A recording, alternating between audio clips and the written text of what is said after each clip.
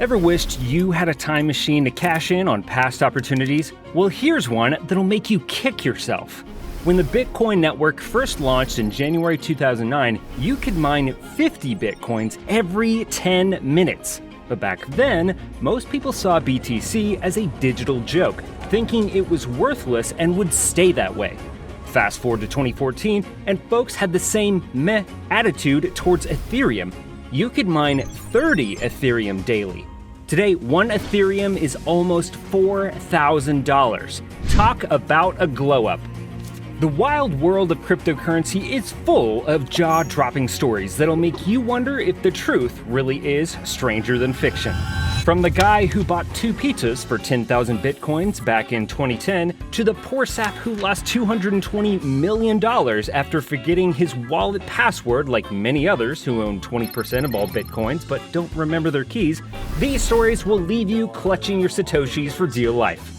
But it's not all lulz and cheese pizzas. Crypto hacks have drained billions from exchanges, and scams and Ponzi schemes have left countless victims in financial ruin. Join us as we count down the most unbelievable no way that happened crypto tales and discover the crucial lessons hidden in plain sight. And please, don't forget to hit that like button, subscribe, and check out the links in the description. Let's go! Bitcoin Pizza Day, the day that will live in infamy for one very hungry crypto pioneer. Back in 2010, when a single Bitcoin was worth just $0.0041, Laszlo Hanyecz made history with the first real-world transaction using Bitcoin. His order? 2 sizzling hot pizzas from Papa John's. The cost? A mind-bending 10,000 BTC. At the time, those Bitcoins were worth a measly $41. But fast forward to today, and that same stash would be worth a mega yacht-priced $690 million. But hey, hindsight is 2020, right? Back then, Bitcoin was just a quirky internet experiment.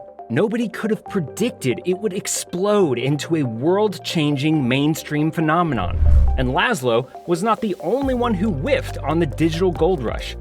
Jeremy Sturdivant, the 19-year-old who took Laszlo up on his pizza for Bitcoin offer, pocketed the 10,000 BTC, only to ditch it soon after for, you guessed it, more pizza. Years later, Laszlo said he was pretty proud to be among the first, if not the very first, person to use Bitcoin to actually buy something. Anyway, don't blow your coins on stuffed crust pizzas. You never know, maybe they buy you a private island someday. Crypto exchanges have one main job: keeping users' cash and crypto safe. However, they've consistently failed at it since the industry's inception. The first major exchange, Mt. Gox, had such terrible security that hackers would snatch Bitcoins almost as soon as users deposited them. Mt. Gox went bankrupt in 2014, losing 7% of all Bitcoins in existence at the time. The hacks didn't stop there. Coincheck lost $530 million in 2018 and KuCoin $280 million in 2020. A staggering $3.2 billion in cryptocurrency was stolen from exchanges and DeFi apps in 2021 alone, which is 100 times more than what's stolen in all US bank robberies in a typical year. Even Bitfinex, considered as one of the more reputable exchanges, wasn't impenetrable. In August 2016, a hacker made off with 119,754 Bitcoins from Bitfinex. After years of investigation, the U.S. Department of Justice arrested a young New York couple, Heather Morgan and Isla Lichtenstein, in February 2022, charging them with conspiracy to launder the stolen Bitcoins. When the hack occurred, those Bitcoins were worth around $71 million. Today, that's over $8 billion. Morgan and Lichtenstein attempted to move the stolen Bitcoins through a series of transactions across multiple accounts and platforms to cover their tracks. They even used Alphabay, a dark web marketplace, bought some NFTs and Walmart gift cards, and cashed out small amounts using gold trades and other methods. However, they never managed to fully enjoy the billions burning a hole in their digital pockets.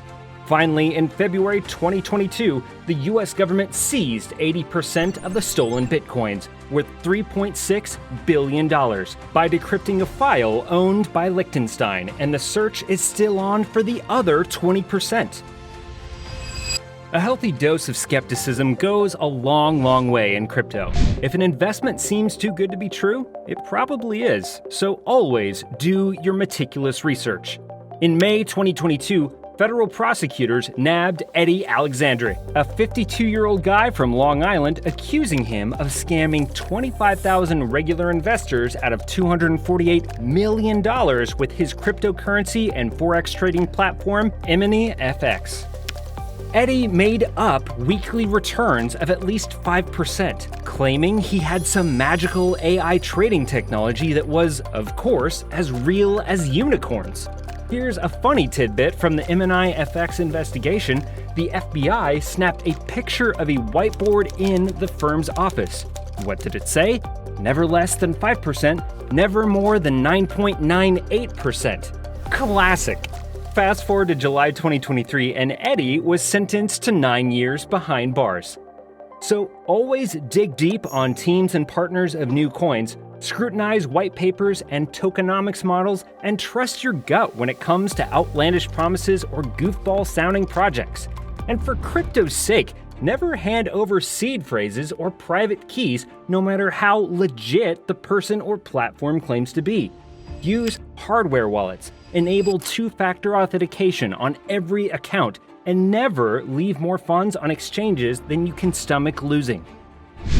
But it's not all doom and gloom in the cryptoverse. Just ask Eric Finneman, the teenage Bitcoin millionaire who turned a $1,000 gift from his grandma into a $4.5 million digital jackpot.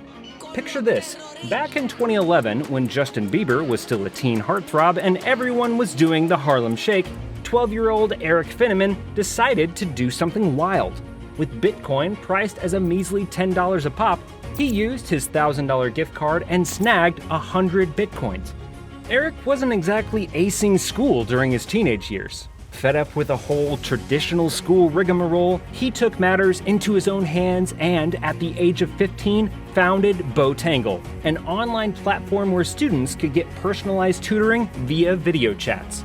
A year later, he got a sweet offer for the technology behind Botangle, $100,000 in cash or 300 BTC.